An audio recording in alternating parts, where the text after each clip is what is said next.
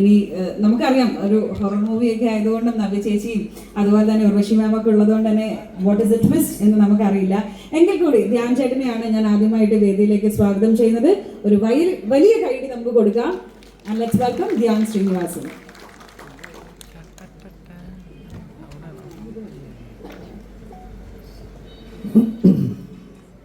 എല്ലാവർക്കും നമസ്കാരം. നമസ്കാരം. ക്രിസ്ത്യൻ സ്റ്റീവൻ ഫോൺ കിട്ടി. ആദ്യം തന്നെ എൻ്റെ ഏറ്റവും പ്രിയപ്പെട്ട മാധ്യമ സുഹൃത്തുക്കൾക്ക് സ്വാഗതം. ഈ സിനിമയെ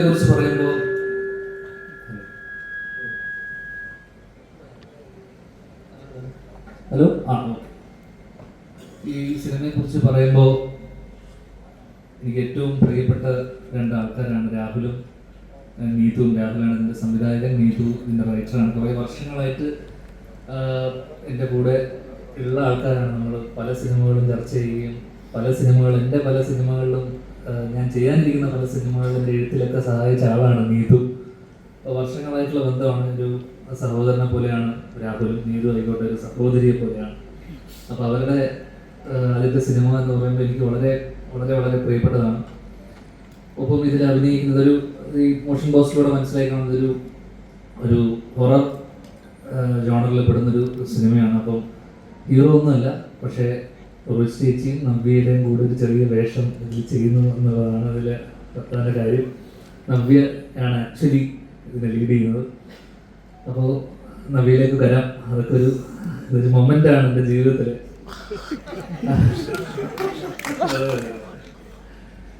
അപ്പോൾ ഇത് ഗഫൂർക്ക ഇതിൻ്റെ പ്രൊഡ്യൂസറാണ്. കോ പ്രൊഡ്യൂസേഴ്സ് ആയിട്ടുള്ള ആൾക്കാർ. ഇവരൊക്കെ വർഷങ്ങളായിട്ടുള്ള ബന്ധവും പരിചയമാണ്. അപ്പോൾ എന്തായാലും കാസ്റ്റിൽ ഉൾപ്പെടുന്ന ആൾക്കാരൊക്കെ ബാക്കി നവ്യ കഴിഞ്ഞ ഉർവശി ചേച്ചി, റോണി ചേട്ടൻ, ഇവിടെ എത്തിച്ചേരാൻ പറ്റാത്ത സിദ്ധാർത്ഥ് വരദൻ, മധുചേട്ടൻ, വിഷ്ണു, അങ്ങനെ വളരെ മിസ് ചെയ്തു പോയോ?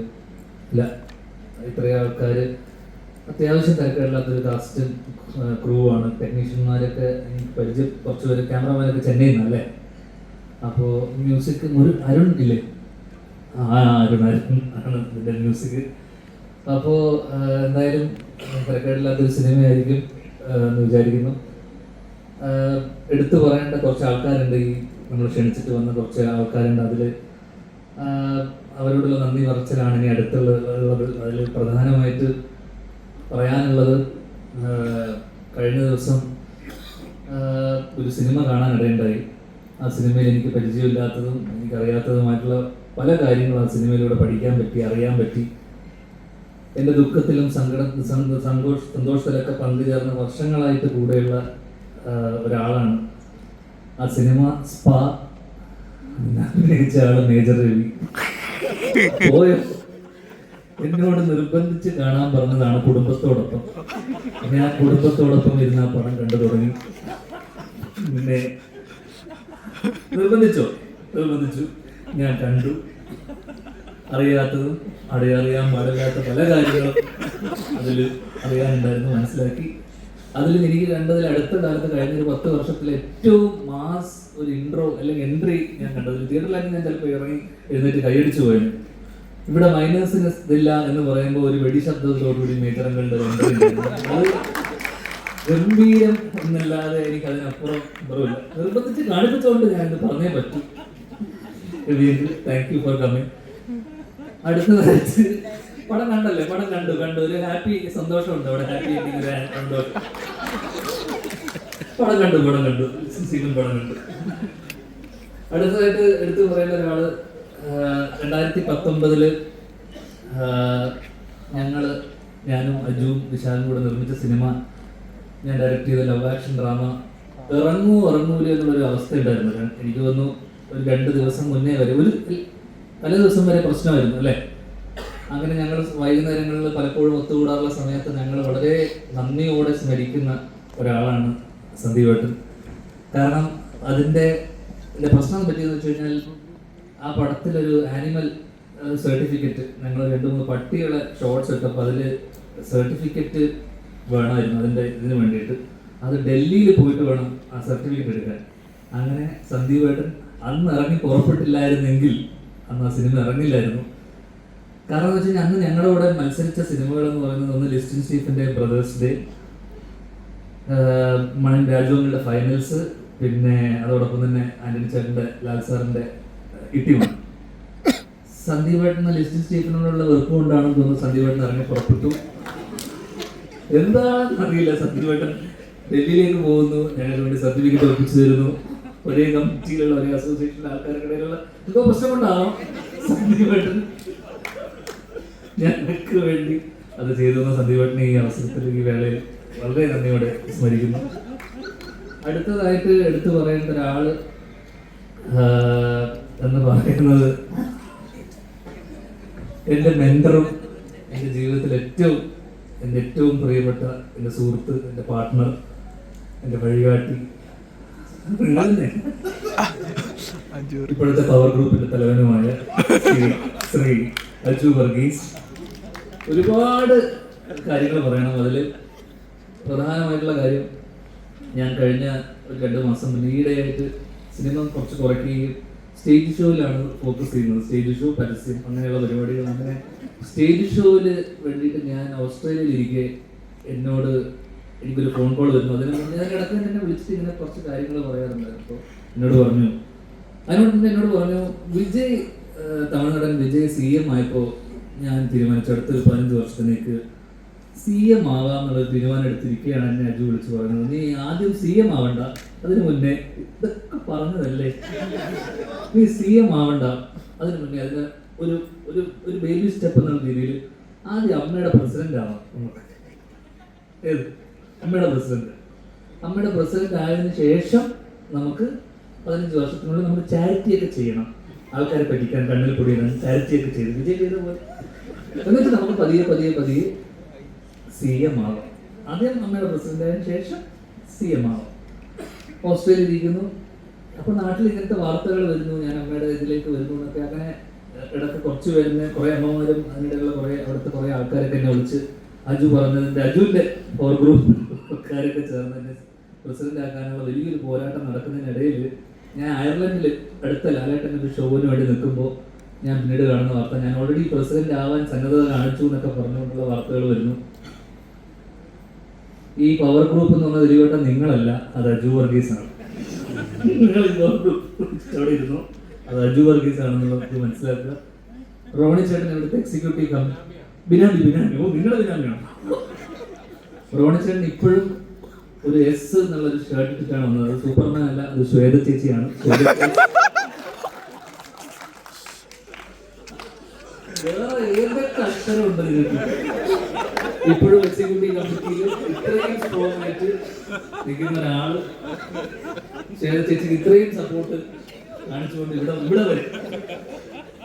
അതുകൊണ്ട് പക്ഷെ ഞാൻ പറയാണ്, അപ്പൊ അതിനിടയിൽ പല ചർച്ചകൾക്കൊടുവിൽ അജു എന്നോട് പറഞ്ഞു, എടാ അമ്മയിലേക്ക് നീ വരണ്ട, അത് ഇവിടെ കുറേ പ്രശ്നങ്ങളാണ്. കഴിഞ്ഞ ദിവസം ജനറൽ ബോഡിയിൽ ഞാൻ പോയപ്പോൾ അവിടെ കുറേ പ്രശ്നങ്ങളൊക്കെ ഉണ്ട്. അതിനിടയിൽ പുള്ളിയുടെ ഒരു പ്രസംഗം ഉണ്ടായിരുന്നു അവിടെ. ആ പ്രസംഗത്തിനെ കുറിച്ച് പുള്ളി എൻ്റെ അടുത്ത് വളരെ വാദവരാതെ എൻ്റെ പ്രസംഗം വളരെ ഗംഭീരമായിരുന്നു എന്ന് പറയുകയും അതിനെക്കുറിച്ച് പലരും അഭിപ്രായം പറഞ്ഞ വോയിസ് നോട്ടുകൾ എനിക്ക് അയക്കുകയും ഈ ജനറൽ ബോഡിയിൽ അദ്ദേഹം സംസാരിച്ച കാര്യങ്ങളെ വളരെ ശക്തമായ ഇംഗ്ലീഷിലുള്ള ഒരു പ്രസംഗമായിരുന്നു. അത് പറ്റിയിട്ടുള്ള വോയിസ് നോട്ടുകൾ എനിക്ക് അയക്കുകയും ചെയ്തുകൊണ്ട് എന്നോട് പറഞ്ഞു, നീ പ്രസിഡന്റ് ആവണ്ട, ഇനി അത് വേണ്ട, CM ആവണ്ട, ഗവർണർ ആവും. ഗവർണറിന് വലിയ പണിയൊന്നുമില്ല.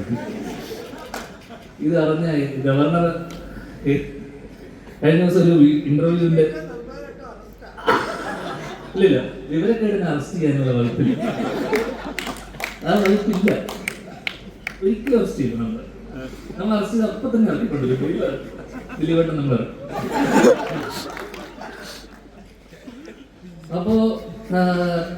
അപ്പൊ ഞാനിപ്പോ ഇവിടെ പറയാൻ വെച്ച സാധനം എന്താ, ഒരിക്കലും അതിനിടയിൽ എന്റെ അമ്മ എന്നോട് പറഞ്ഞു, മോനെ നീ അമ്മയുടെ പ്രസിഡന്റ് ആവാൻ പോകുമ്പോണെന്ന് കേട്ടു മോനെ, അത് ഒരിക്കലും പാടില്ല, അച്ഛൻ ഒരിക്കലും ആവാതിരുന്നതിന്റെ കാരണം നമ്മൾ സ്ട്രെയിറ്റ് ഫോർവേഡ് ആയിട്ടുള്ള ആൾക്കാർക്ക് അച്ഛനെ പോലുള്ള ആൾക്കാർ, എന്നെ പോലുള്ള ആൾക്കാർക്ക് അത് പറ്റില്ല. നമ്മൾ ചില കാര്യങ്ങൾ കണ്ണടക്കേണ്ടി വരുന്നു. എനിക്കത് മനസ്സിലായില്ല. പക്ഷെ CM ആയി എവിടെയോ ഒതുങ്ങിക്കൂടാതെന്ന് ആഗ്രഹിച്ച എന്നെ അമ്മയുടെ പ്രസിഡന്റ് ആക്കി തീരൂ എന്നടങ്ങിയ വാശിയുള്ള എൻ്റെ മെൻറ്ററിനെ ഈ വേദിയിലേക്ക് ഞാൻ വീണ്ടും സ്വാഗതം ചെയ്യുന്നു. അതോടൊപ്പം തന്നെ ഒരിക്കലും ആവാൻ പാടില്ലാത്ത, ഞാൻ ആഗ്രഹിക്കാത്ത അമ്മയുടെ പ്രസിഡന്റ് സ്ഥാനം ഞാനിവിടെ രാജിവെച്ചു. ഇനി ചിലപ്പോൾ തിരിച്ചു വന്നാലും വരും. അടുത്തതായിട്ട് പറയാനുള്ളത് എൻ്റെ ഏറ്റവും പ്രിയ സുഹൃത്ത്, ഒരു വിളിക്കപ്പുറം ഉള്ള ഒരാളാണ് സാക്ഷാൽ ലിസ്റ്റിൻ സ്റ്റീഫൻ. കഴിഞ്ഞ ദിവസം ഒരു റിവ്യൂവർ എന്നെക്കുറിച്ച്, റിവ്യൂവർ എല്ലാവർക്കും അറിയാം, അശ്വന്ത്, എന്നെക്കുറിച്ച് പറഞ്ഞ കുറച്ച് കാര്യങ്ങളായിട്ട് എന്നെ രാവിലെ ഉച്ചയ്ക്ക് വൈകുന്നേരം അങ്ങനെ 3 തവണ വിളിച്ചു. ലിസ്റ്റിൻ സ്റ്റീഫൻ വിളിക്കണമെങ്കിൽ എന്തോ ഒരു കാര്യമുണ്ടല്ലോ എന്നറിഞ്ഞ് ഞാൻ ഫോൺ എടുത്ത് പയ്യനെക്കുറിച്ച് ഒരാൾ നല്ലത് പറഞ്ഞു എന്ന് പറഞ്ഞ സന്തോഷത്തിൽ അദ്ദേഹം ആനന്ദാശ്രുവെ ഒഴിച്ചു. കാരണം ഒരു പൊട്ടനെ പറ്റി വേറെ ഏതൊരു മരപ്പൊട്ടൻ പറയുകയാണെന്നുള്ള സന്തോഷമായിരുന്നു ലിസ്റ്റിൻ സ്റ്റീഫന്റെ ഉള്ളിൽ എന്ന് എനിക്കത് മനസ്സിലാക്കാനുള്ള ബുദ്ധി എനിക്കുണ്ട്.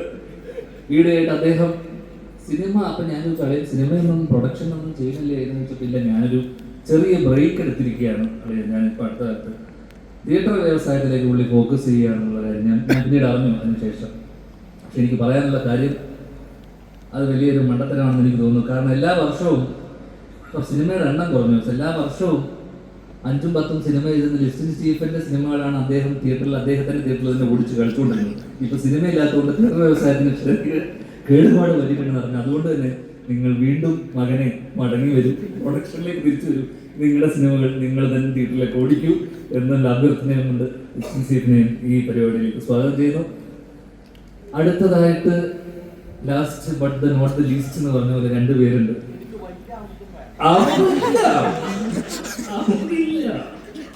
രണ്ടുപേരെ കുറിച്ച് പറഞ്ഞേ പറ്റുള്ളൂ. ദിലീപേട്ടനും നവ്യയും.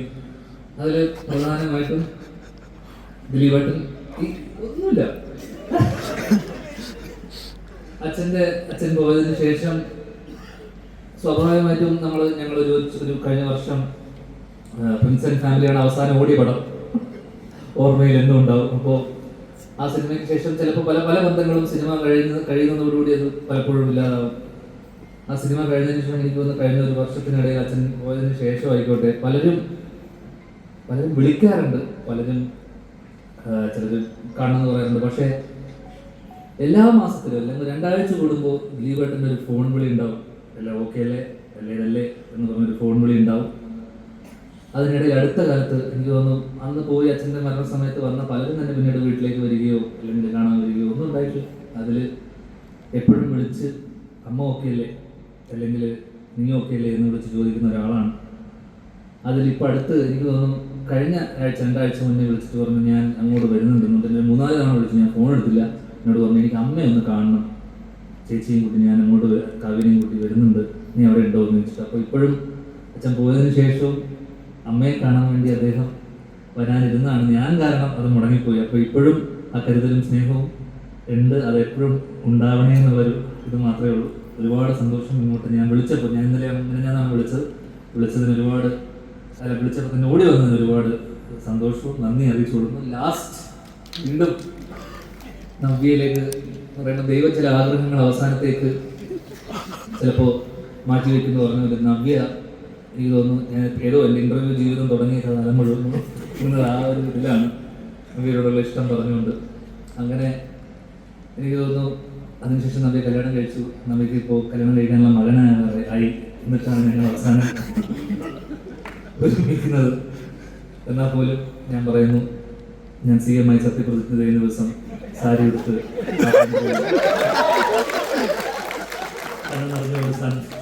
ഉണ്ടാവും. നമ്മുടെ പ്രസിഡന്റ് നമ്മളല്ല, കണ്ണടച്ചുകൊണ്ട് നന്ദി ഉണ്ടാവുന്നത് എല്ലാവർക്കും ഇഷ്ടത്തോടെ ഞാൻ എടുക്കുന്നു. നന്ദി.